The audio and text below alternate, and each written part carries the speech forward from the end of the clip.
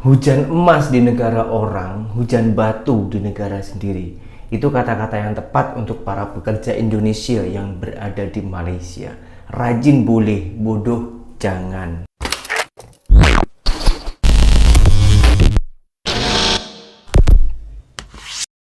Hai, halo geng. Assalamualaikum warahmatullahi wabarakatuh. Berjumpa kembali dengan saya, Zainal Story. Sebelum video ini saya mulai, gimana kabarnya kalian semua? Semoga semua yang menonton video ini baik-baik saja, dimurahkan rezekinya, selalu berpikiran yang positif dan dijauhkan dari mara bahaya oleh Tuhan Yang Maha Esa.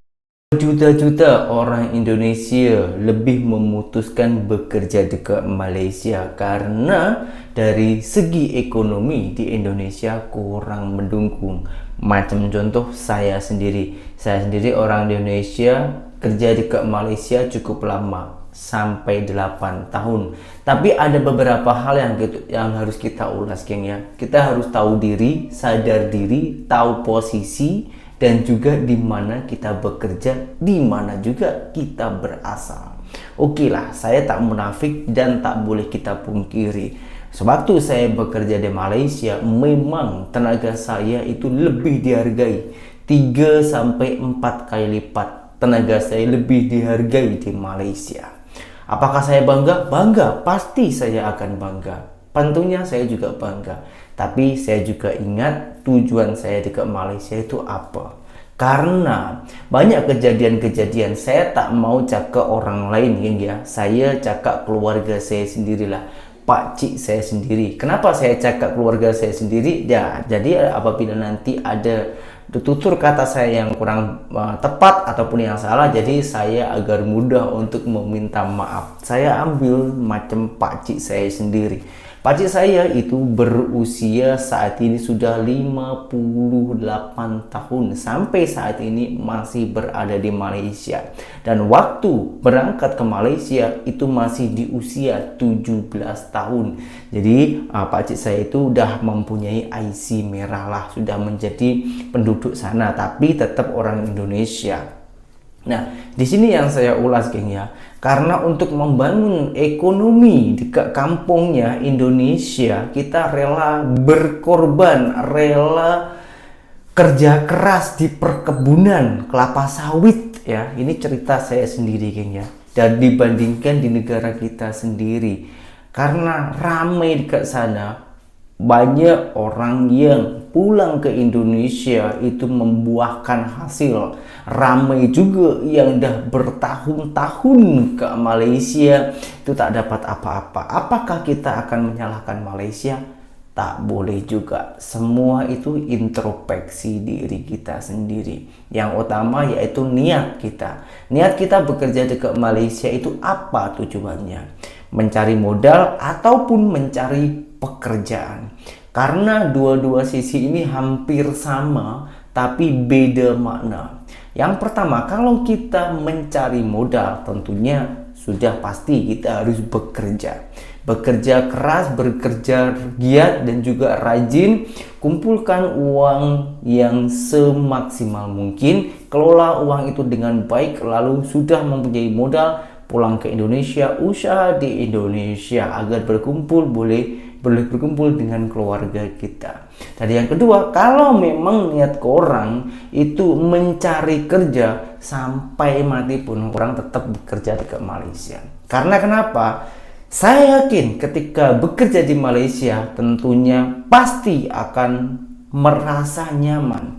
Dan kadang-kadang kita memang harus keluar dari zona nyaman tersebut. Karena kalau kita terlalu lama dekat Malaysia, nanti akan lupa dengan negara kita sendiri dan tak mudah juga menjadi warga tempatan Malaysia. Kita harus pikir panjang di mana masa tua kita nanti. Saya tak melarang korang untuk bekerja ke Malaysia. Saya juga tak menyuruh korang untuk bekerja ke Malaysia. Korang boleh buktikan sendiri macam mana rasa bekerja di Indonesia dan juga bekerja di Malaysia. Sampai lupa, geng, saya tadi nak reaction video apa ya. Video ini yang bertajuk hujan emas di negara orang, hujan batu ke negara sendiri. Nah, merantau tapi gak ke situ-situ amat. Bro, pernah nggak lo jalan-jalan ke Malaysia, terus lo nyadar sesuatu yang bikin lo mikir, lah ini negara gua apa negara orang? Oh, iya. Soalnya di tiap sudut kota, dari restoran sampai bangunan tinggi, pasti ada aja tuh suara-suara khas orang Indo, Filipina, Nepal, Bangladesh, you name it. Lo masuk pasar malam, ada orang Indo jual sate. Lo ke hotel, ada orang Indo bersihin kamar. Bahkan lo ke ladang sawit yang jauhnya bisa sampai bikin sinyal hilang. Ada juga orang Indo yang lagi panen. Pokoknya full package lah. Pertanyaannya sekarang, kenapa banyak banget orang Indo yang kerja di Malaysia? Dan kenapa malah jarang banget orang Malaysia kerja di Indo? Nggak ada. Padahal secara budaya deket banget loh. Makanannya mirip, bahasanya sepupu, mukanya pun satu genetik rumpun. Tapi kenapa? Nih kita bedah dikit ya. Satu, soal gaji dan nilai tukar. Soal minimum nilai tukar. Gaji minimum di Malaysia sekitar 1.500 ringgit. Kalau dikonversi ke rupiah itu udah hampir 5 juta. Itu gaji basic. Gaji segitu di Indo, waduh lo harus kerja level supervisor dulu kali. Di Indo banyak daerah yang UMR-nya masih 3 jutaan. Belum potongan ini itu, belum bayar kos, makan, transport. Akhirnya ya cuma bisa hidup pas-pasan. Makanya banyak orang Indo yang mikir, mending gua kerja di luar bisa nabung. Di Malaysia, kerja kasar aja bisa ngirim duit ke kampung tiap bulan. Di Indo, kadang kerja kantoran aja, nabungnya numpang wishlist doang. 2. Soal peluang dan status sosial. Di Malaysia, kerjaan kayak cleaning service, jaga toko, panen sawit, itu nggak terlalu dipandang rendah. Tapi di Indo, wah siap-siap mental deh. Masyarakat kita masih suka ngelihat kerjaan dari label, bukan dari hasil. Makanya banyak orang yang mending kerja kasar di luar negeri, tapi dihargai, daripada kerja di kampung tapi direndahin. Oh iya. Sementara itu, orang Malaysia yang pengen merantau tuh punya banyak opsi yang lebih elite. Mereka apply kerja di Singapura, Jepang, Korea, Dubai. Ada juga yang lanjut studi sambil kerja part-time. Karena dengan paspor Malaysia, mereka punya lebih banyak akses buat terbang keluar. Paspor Malaysia termasuk salah satu yang kuat di dunia, bisa masuk lebih dari 150 negara tanpa visa. Paspor Indonesia? Ya, harus siap-siap antri visa dan surat ini itu. Ujung-ujungnya banyak yang lewat jalur ilegal karena ribet dan mahal buat ngurus dokumen resmi. Ini juga salah satu faktor kenapa banyak TKI yang dianggap gelap padahal mereka cuma mau kerja demi anak istri. 3. Soal persepsi dan realita. Ada yang bilang orang Indo tuh males, makanya kerja kasar di luar. Padahal yang ngomong gitu biasanya belum ngerasain sendiri gimana beratnya kerja di ladang sawit Malaysia dari pagi sampai sore sambil kena panas, nyamuk, dan kerja target. Iya. Mereka yang kerja di sana tuh pejuang hidup, bro. Lo kira gampang? Lo pikir enak ninggalin anak istri demi ngepel rumah orang di negeri seberang? Gak ada yang seneng-seneng tinggal di negara orang kalau di negaranya sendiri bisa cukup makan dan punya masa depan. Betul. Sementara orang Malaysia yang kerja ke Singapura atau Jepang tuh mostly karena memang dapat peluang yang bagus. Bisa jadi engineer, nurse, bahkan manager. Mereka merantau dengan skill dan diterima karena negaranya punya reputasi yang bagus. 4. Kenapa jarang orang Malaysia ke Indo? Simple. Karena mereka nggak perlu. Indo bukan target ekspor tenaga kerja buat mereka. Gaji di Indo lebih rendah, peluang lebih sedikit, dan sistemnya kadang bikin frustasi. Jadi ngapain juga mereka? Datang. Lo bayangin deh ada orang Malaysia kerja di Indo, terus dapat gaji 2,5 juta. Padahal di Malaysia dia bisa dapat 4-5 juta buat kerjaan yang sama. Gak make sense kan? Yang ada justru mereka ke Indo buat liburan, investasi, atau buka usaha. Bahkan ada lo yang buka restoran Malaysia di Jakarta dan rame-rame banget karena orang Indo suka makanan Malaysia. Tapi buat kerja ya jarang banget. Karena Indonesia belum jadi magnet ekonomi buat tenaga kerja asing dari negara-negara setara atau lebih makmur. Jadi bro, kalau lo lihat banyak orang Indo kerja di Malaysia, jangan langsung ngejudge. Mereka bukan penumpang, mereka pejuang. Mereka bantu roda ekonomi Malaysia jalan terus, dari sektor formal sampai informal. Dan kalau lo mikir kenapa orang Malaysia nggak merantau ke Indo, yaitu karena sistem kita masih perlu dibenerin. Kalau Indo udah bisa kasih gaji yang layak, pelayanan publik yang rapi, dan peluang kerja yang sehat, gue yakin bukan cuma warga Malaysia yang datang, tapi juga dari negara lain. Sampai hari itu tiba, kita harus jujur dan ngaca. Karena cinta negara itu bukan cuma soal nyanyi lagu kebangsaan, tapi juga soal berani kritik biar negara makin maju. Oke bro, kita lanjut. Gas terus nih narasinya. 5. Realitas suram. Tapi nggak ada yang mau ngaku. Lo sadar nggak sih, kita tuh udah lama hidup dalam sistem yang ngebiarin orang kecil bertahan hidup dengan cara pergi jauh dari rumah. Ironis nggak sih? Iya, Di negeri yang katanya kaya sumber daya alam, tapi warganya harus pergi ke negeri orang demi sesuap nasi. Bayangin, tanah subur, laut luas, tambang emas ada. Tapi yang punya tanahnya ya segelintir, yang kerja di atas tanah itu ya kita. Dan yang nikmatin hasilnya, ya elo bisa lihat sendirilah. Siapa yang tiap tahun beli jet pribadi? Orang Malaysia bisa kerja di negaranya sendiri, dapat gaji cukup, bahkan bisa simpan. Sementara banyak orang Indo buat makan besok aja kadang harus pinjam dulu. Iya Makanya sih, Malaysia jadi bener pilihan lagi. menarik, apalagi buat yang dari daerah-daerah kecil. Lo tanya aja TKI di Sabah, di Johor, di Selangor, semua cerita hidupnya hampir sama. Mereka bukan nyari kemewahan, mereka cuma pengen hidup normal. Iya, Enam. benar. Mentalitas dan kebijakan. Kadang masalahnya bukan cuma di luar, tapi di dalam kepala juga. Pemerintah kita dari dulu kayak nggak serius ngurus tenaga kerja. Ada sih program perlindungan TKI, tapi berapa banyak yang beneran jalan? Yang diomongin di TV beda sama yang kejadian di lapangan. Sementara Malaysia, mereka atur sistem pekerja asing pakai visa formal, kontrak kerja, ada medical check-up, bahkan asuransi. Emang sih nggak semua majikan baik, tapi minimal ada sistem. Iya. Di Indo, banyak orang kerja kontrak bertahun-tahun tanpa kejelasan.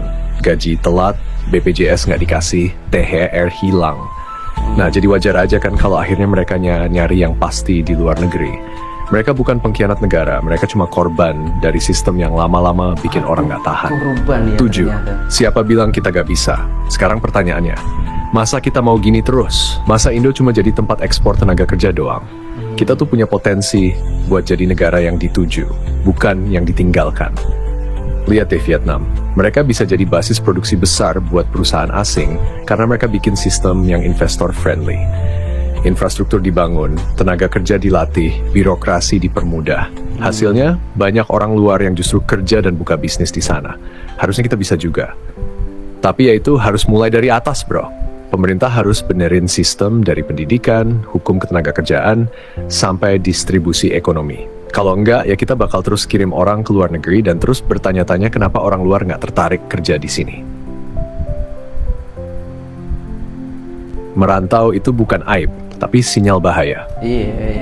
Gue nggak pernah bilang merantau itu salah. Justru itu salah satu bentuk perjuangan. Tapi kalau sampai jutaan orang harus keluar negeri buat bertahan hidup, itu bukan prestasi, bro.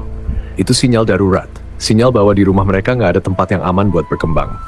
Dan lucunya kadang kita di sini malah ngetawain TKI yang kerja di luar negeri. Iya. Cuma RT atau cuma tukang kebun. Iya. Lah, padahal mereka itu yang bikin devisa negara jalan, bos. Lo kira iya. remitansi mereka kecil? Ratusan triliun per tahun masuk karena mereka. Tapi masih aja nggak dianggap pahlawan. 9. Ngaca. Jangan cuma nunjuk. Sebelum kita ketawa-tawa lihat orang Indo kerja di Malaysia, coba tanya balik. Kenapa bisa gitu? Kenapa bukan orang Malaysia yang ke Indo cari rezeki? Jawabannya jelas, karena Malaysia bisa bikin rakyatnya bertahan, Indo belum. Sesimpel itu. Dan kalau lo bener-bener cinta negeri ini, lo harus mulai dari hal kecil. Edukasi diri, bantu sesama, jangan remehkan profesi apapun, dan yang paling penting, suarain yang nggak beres. Karena negara nggak akan berubah kalau rakyatnya diem aja. Jadi bro, kalau lo suatu hari lihat TKI lagi duduk capek di halte, atau lihat Art asal Indo yang nganter anak majikannya sekolah, kasih senyum. Karena mungkin dia udah ngelewatin perjuangan yang lebih berat dari yang lo bayangin. Dan siapa tahu kalau sistem kita bener, mereka bisa pulang dan Malaysia yang justru kirim orang kerja ke Indonesia. Tapi buat sekarang, realitanya ya begini. Kita yang kesana, mereka belum mau kesini. Iya, ngapain ke Indonesia kalau Oke macam bro, ini ya? kita lanjut lagi ya. Oke, lanjut. Ini bagian terakhir biar makin dalam dan nyelekit buat penutup yang ngena banget. 10 malu yang harusnya jadi motivasi. Masalahnya gini bro, kadang kita tuh terlalu terbiasa ngelihat kayak gini sampai ngerasa itu biasa aja. Kayak emang udah nasib orang Indo kerja di luar lah. Emangnya kita ditakdirkan buat terus jadi tukang di negeri orang? Ini bukan soal rendah hati, ini soal rendah diri yang dibungkus pasrah. Kita harus mulai malu. Bukan malu sama pekerjaan jujur, tapi malu sama sistem yang bikin rakyatnya harus cabut ke negeri orang buat hidup layak. Negara-negara lain udah mikir gimana caranya narik otak-otak brilian dari luar negeri, narik investor gede, bahkan siap nyediain rumah dan kewarganegaraan buat orang asing yang bawa skill. Kita Masih sibuk debat soal siapa yang paling cinta tanah air sambil jutaan rakyatnya ngantri kerja ke luar negeri. Yang bikin sedih, seringkali anak-anak muda kita tuh punya semangat, punya skill, tapi nggak punya tempat. Nggak ada wadah buat berkembang, nggak ada dukungan. Akhirnya kerjaannya ya numpang hidup di negeri orang. 11 masa depan di tangan kita, tapi harus digenggam, bukan dibiarkan. Ini bukan akhir cerita kok. Kita tuh masih bisa berubah, tapi ya itu nggak bisa cuma nunggu. Harus ada generasi yang berani speak up, yang gak cuma bisa joget di TikTok, tapi juga berani nuntut perubahan. Harus ada yang berani tanya, kenapa kita masih begini? Harus ada yang berani bilang, gue mau balik, tapi tolong dong negeri ini siapin tempat buat gue. Kalau enggak, ya kita bakal terus jadi penonton di panggung dunia. Nonton Malaysia maju, nonton Vietnam dilirik investor, nonton Thailand berkembang. Sementara kita sibuk bangga karena lagu dangdut trending di YouTube. Padahal kita punya semuanya, alam yang subur, penduduk yang banyak, budaya yang keren, anak muda yang kreatif. Tapi sayangnya semua itu belum cukup kalau sistemnya masih bocor di mana-mana. 12. Akhir kata, tapi bukan akhir harapan. Gue cuma mau bilang satu hal, yang kerja di luar negeri itu bukan orang gagal. Mereka justru pahlawan. Tapi kalau negara ini terus-terusan bikin orang kabur buat bisa hidup, ya itu bukan kebanggaan. Itu aib yang gak mau kita akui. Jangan sampai 10, 20, bahkan 50 tahun dari sekarang, kita masih ngomongin hal yang sama. Masih bangga karena orang Indo bisa kerja di luar negeri. Padahal artinya di dalam negeri gak ada tempat buat mereka. Yuk bro, mulai dari sekarang kita jangan cuma jadi bagian dari statistik, tapi jadi bagian dari perubahan. Karena suatu saat nanti, harusnya orang Malaysia nanya ke kita, gimana caranya bisa kerja di Indo ya? Bukan sebaliknya. Penutup dramatis, bisa jadi kalimat di akhir video, kalau hari ini kita masih jadi tamu di negeri orang, semoga besok negeri kita cukup layak buat jadi tuan rumah buat kita sendiri. Amin. Di sini saya akan memberikan sedikit tambahan, geng ya. Ini bukan berarti saya memuji dan juga bukan berarti untuk menghina, ya. Jujur, sejujur-jujurnya, saya sempat direndahkan, bahkan bisa dikatakan harga diri saya itu diinjak-injak di negara sendiri oleh lingkungan saya, jiran saya. Di negara kita sendiri, ini yang harus kita rubah, geng. Dan ketika saya itu bekerja di Malaysia, saya shock. Lingkungan ataupun jiran-jiran ke sana itu bodoh amat, tak ngurusin hidup orang lain. Yang penting kamu mau bekerja, bertanggung jawab atas semua yang kamu kerjakan hari ini, kerja dengan sungguh-sungguh, pakai adab, pakai kesopanan. Orang Malaysia itu welcome. Bahkan layanan orang Malaysia itu lebih dari apa yang kita sangka, geng. Ini yang harus kita perbaiki dulu di negara kita sebelum kita mengambil pekerja dari orang lain. Karena kalau kita mengambil pekerja dari negara orang lain, tentunya kita harus mempunyai ekonomi yang mapan dan juga siap menjadi bos. Karena bos itu tanggung jawabnya itu besar, harus boleh menjadi contoh dan juga mengayomi kepada pekerja-pekerjanya tersebut. Karena itu yang saya alami selama saya itu bekerja di Malaysia. Jujur sejujur-jujurnya, saya selama bekerja di Malaysia, selain tenaga saya itu dihargai, saya juga jauh lebih merasa nyaman. Karena kenapa? Majikan saya itu menganggap saya macam keluarga sendiri. Tak ada bezanya. Oke lah, kalau di pekerjaan, di dunia pekerjaan, di waktu kita bekerja, memang kita disuruh. Tapi hanya sekali dua kali aja. Ketika kita sudah boleh dipercaya, bos itu sudah lepaskan gitu aja. Yang penting tanggung jawab ataupun pekerjaan yang kamu kerjakan hari ini boleh siap dan berjalan dengan baik. Kerja dengan sungguh-sungguh, itu saja sih, sangatlah simpel. Sementara di negara saya sendiri masih ramai, jiran-jirannya itu masih ngurusin, kamu kerja sana, ini kerja sini, tak sekolah lah ini, aduh, penting kan. Macam mana kita boleh maju kalau mentaliti rakyat kita masih macam ini. Tapi jiran-jiran saya itu mentalitinya berubah ketika saya pulang dari Malaysia dan membawa hasil. Alhamdulillah, saya tak pernah menunjukkan ataupun menyombongkan hasil kerja saya di Malaysia. Tapi dia orang itu udah tahu sendiri. Lepas itu yang dulunya menghina saya, merendahkan saya, saat ini macam saudara sendiri. Itulah hebatnya Konoha. Kalau kurang tak percaya pun juga boleh buktikan sendiri. Entah ini hanya di jiran-jiran saya saja ataupun ini meluas di seluruh Indonesia, saya tak tahu. Saya hanya bercerita sesuai fakta yang saya alami sendiri. Apabila dalam semua video ini yang saya tayangkan ada salah tutur kata saya ataupun ada orang yang tersinggung, termasuk pakcik saya ya. Kalau pakcik saya nanti tengok video ini, nanti kita boleh sambung ke WhatsApp ya. Sekian, terima kasih dari saya. Assalamualaikum warahmatullahi wabarakatuh. Bye bye.